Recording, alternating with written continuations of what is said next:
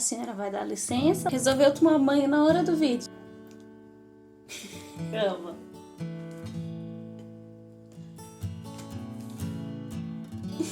O quê?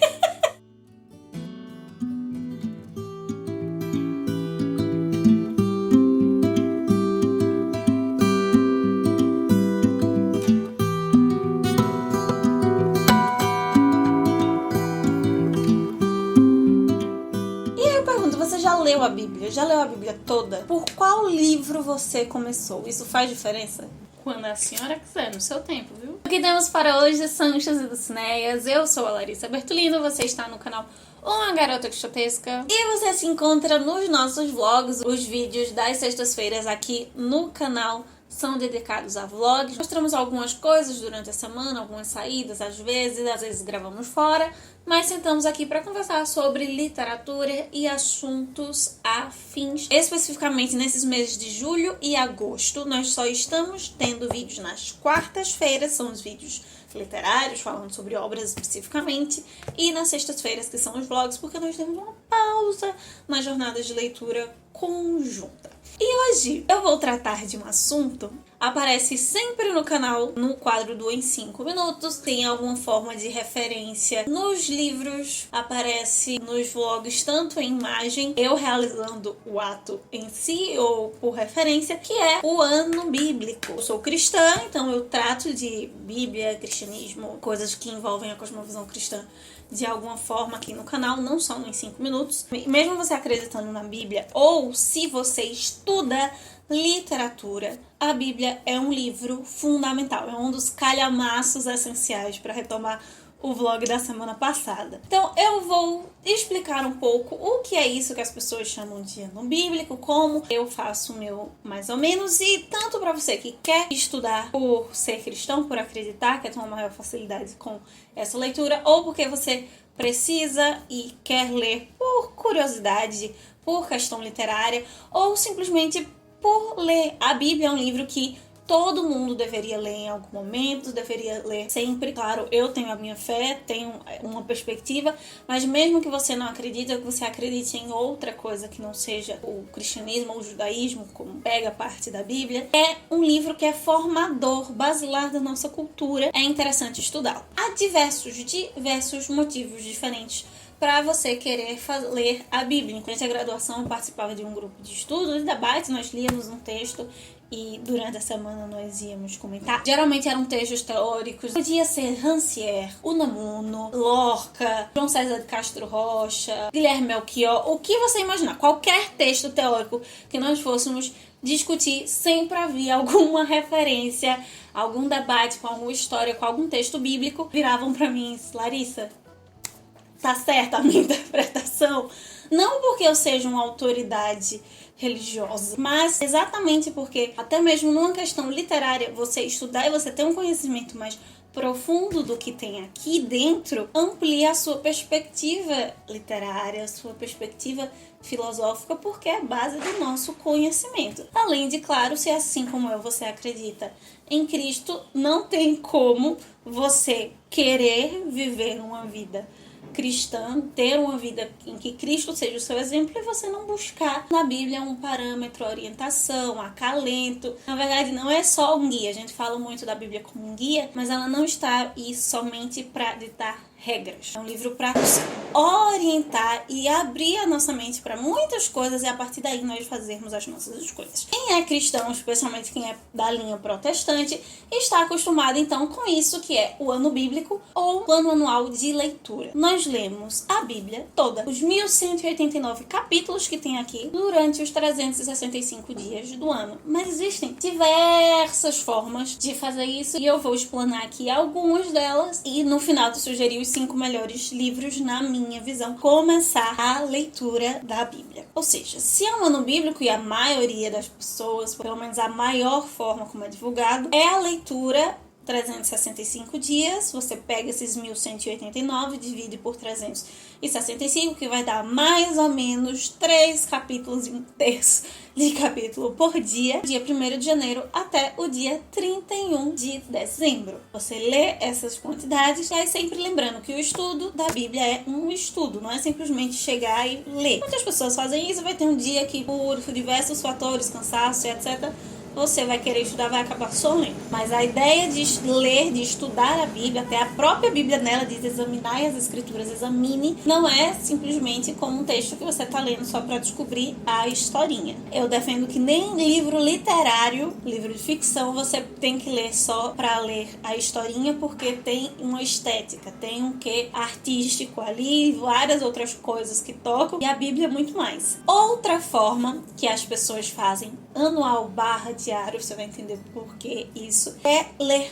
um capítulo por dia. A conta não bate porque não tem 365, são 1189. Então, dividindo, vai dar mais ou menos 3 anos e cerca de 3 meses para você ler toda a Bíblia, um capítulo por dia. Existe até um projeto na Igreja Adventista que se chama Reavivados por Sua Palavra. Tem um site, eu vou deixar aqui embaixo com esse mesmo nome, que tem ali o plano para você ler todos os dias apenas um capítulo. E a ideia é justamente por ser uma quantidade menor, menos texto, ao invés de ler toda a Bíblia no ano, você vai lendo um por dia, você gasta mais tempo meditando, examinando, relendo, realmente estudando, refletindo, meditando sobre aquela passagem. Não só correndo para bater a meta de fechar o ano com aquela leitura. É claro que uma coisa até que eu já falei quando nós tratamos das jornadas de leitura conjunta, ter metas literárias é bom porque te incentiva, te instiga, te faz ler outras coisas, ampliar. Com a Bíblia, o estudo bíblico acaba sendo também essa forma de incentivo, mas, como eu falei com os calhamaços, não deixar com que o desejo de bater essa meta esteja acima do processo de leitura em si, nesse caso, o processo de estudo. Então, dentro dessa tradição protestante, e estando inserida nessa tradição protestante desde criança, eu já fui estimulada a fazer o ano bíblico diversas vezes. Então, eu vou falar aqui como uma pessoa que já passou por isso, como uma pessoa cristã, uma pessoa que estuda, mas também com um viés literário para quem quer estudar além das questões religiosas. Antes disso, eu separo 5 dicas para esse processo de leitura que vai se encaixar um pouco, em parte, com as dicas que eu dei sobre os calhamaços, o que eu tô sempre repetindo com a jornada de leitura conjunta. Primeiro separe um lugar e um horário específico para leitura. Especialmente porque se você parte da premissa de que não é qualquer livro, que você não pode ler como qualquer outro livro, que você vai ter um encontro com Deus, isso ainda ganha um outro significado. Lance mão de materiais que vão te auxiliar no estudo da Bíblia, principalmente para te estimular não só a ler. Por exemplo, cadernos onde você vai anotar lição central que você tirou dali, um agradecimento que aquela história, que aquele momento te gerou, um pedido que você precisa fazer a Deus a partir disso, as lições, ou às vezes até mesmo para ter a compreensão do total da história, aquelas perguntas-chave da construção textual. Quem, onde, quando, porquê, até mesmo se tratando de um livro tão grande que é dividido em 66 livros, que tem períodos históricos diversos, situações diversas. Então, para interligar, você ter tanto essa visão específica daquela situação, como uma percepção geral da obra, que mesmo tendo 44 autores diferentes, tem muita unidade em si. O terceiro assim como toda leitura, mas especialmente se tratando de um livro que você quer tirar lições e que você quer ter um contato especial com Deus utilizando-se dele, tire todas as suas distrações. Estando nesse lugar, nessa hora reservada, você já ajuda nisso, mas celular, está perto da cozinha. Vocês me veem aqui geralmente, tanto no meu momento de comunhão como no momento da jornada de leitura conjunta, eu gosto de estar com um chazinho, com nós, com alguma coisinha para eu estar comendo e bebendo durante o processo. Primeiro, isso me impede de estar levantando para buscar água, para buscar aquilo, e porque também, para mim, intensifica esse climazinho de sentar e me encontrar e ter, como eu me encontraria num chá, num café com alguém, eu estou me encontrando com o autor, especialmente com o autor de tudo nesse momento da leitura. Desligar o celular ou se utilizar de aplicativos, de subterfúgios no próprio celular que até te ajudam no estudo da Bíblia. A Bíblia tem diversas versões, traduções. Eu tenho algumas aqui. Nova tradução na linguagem de hoje. Essa minha Bíblia bilíngue, português e inglês. Tem a Nova Bíblia Viva, que é uma linguagem que eu gosto muito. Inclusive ela já tá bem surradinha, porque eu uso muito, gosto demais. A Andrews, que é uma Bíblia de estudo. A Bíblia em espanhol, claro, a Bíblia para la predicación. Entre outras, que tem de traduções, então estão em idiomas e em linguagens diferentes. Então, independentemente de qual idioma, de qual versão mais atualizada ou menos atualizada que você vai buscar, procure sempre edições que tenham a tradução direto do original. Principalmente antigamente você tinha bíblias para o português que antes já tinham sido traduzidas para o francês e a tradução era feita do francês para o português ou do alemão para o português. Então, busque Bíblias que tenham a tradução direto dos originais em grego, hebraico e as partes, claro, em aramaico. Por fim, leve sempre o contexto em consideração e se permita ter dúvidas. Levar o contexto em consideração é importante para você se colocar, para não cometer anacronismos, querer julgar determinadas situações aqui dentro do nosso contexto, da nossa época, de coisas que estão relatadas aqui há mais de 3.000 anos no meio do Oriente Médio. Então não faz sentido, assim como eu não posso interpretar o Quixote de 1600 com o pensamento de 2022, eu não posso ler mesmo algo de 3.000 anos, 2.000 anos atrás com o olhar de 2022. E se relacione com o texto, permita ter dúvidas. E isso é um ponto complicado. Se você for para estudo, tudo bem, isso é padrão, mas para as pessoas que são cristãs e que estudam a Bíblia, entendendo que é a palavra de Deus, muitas vezes recusam a ter qualquer tipo de dúvida por pensar que você está imediatamente blasfemando, está pecando contra o Espírito Santo. A dúvida faz parte de qualquer processo de conhecimento. Ter a dúvida tem que te inspirar, te levar a buscar uma resposta para ela. E você vai continuar pesquisando aqui, em dicionários, em questões de referência. A dúvida ela não é colocada para ser uma contradição e pronto. Inclusive cursos, né, de estudos, direcionamentos bíblicos, tanto da Bíblia como um todo, às vezes de temas específicos na Bíblia não falta, eu vou colocar aqui alguns links embaixo. Mas se a gente lembrar que a Bíblia é mais do que um livro, e se você quer ler para além do livro, você precisa chamar o autor. Se você está partindo da perspectiva bíblica cristã, não deixe de ler a Bíblia sem pedir iluminação do Espírito Santo, sem pedir que ele venha te auxiliar, não só a compreender o texto, mas especialmente o que você precisa naquele momento aprender daquele texto e colocar em prática na sua vida. E não ore só antes, ore depois também, né? Se a Bíblia é esse momento de conversa, de contato, pessoa de humanas meio louca, eu vou falando durante o processo, eu e Deus vamos lá conversando e trocando ideias sobre o que ele está me dizendo e o que eu estou correspondendo ali com o texto. Eu tenho aqui 2 Bíblias com muita referência, né? A Bíblia Andrews, daquele J.N. Andrews que eu falei no vídeo do Paixão, Propósito e Poder, que é um dos meus pioneiros favoritos, porque ele é um dos grandes intelectuais do protestantismo, né? Ele é um cara das letras, total. A Bíblia de la Predicación, que também é uma Bíblia de estudo, ela é cheia de referências, de tópicos, de conexões com os números durante o processo de leitura em si, quanto depois também. Tanto tem o material atrás de referência, calendário judaico, várias coisas, geográfica, filosófica, teórica, quanto dentro dos próprios livros você tem algumas referências, anotações, números que vão conectando uma passagem com a outra, aquele mesmo tema, fazendo uma cadeia temática, uma cadeia histórica. E isso é para lembrar você que tenha cuidado com os comentaristas. Comentarismo é importante, eu falei da questão do contexto histórico, é legal entender isso, sim, mas não coloque isso acima da Bíblia. Não comece pelos comentários.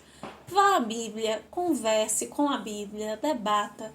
Como eu falei, busque você mesmo por aquele mesmo tema, por aquela mesma questão e outras passagens.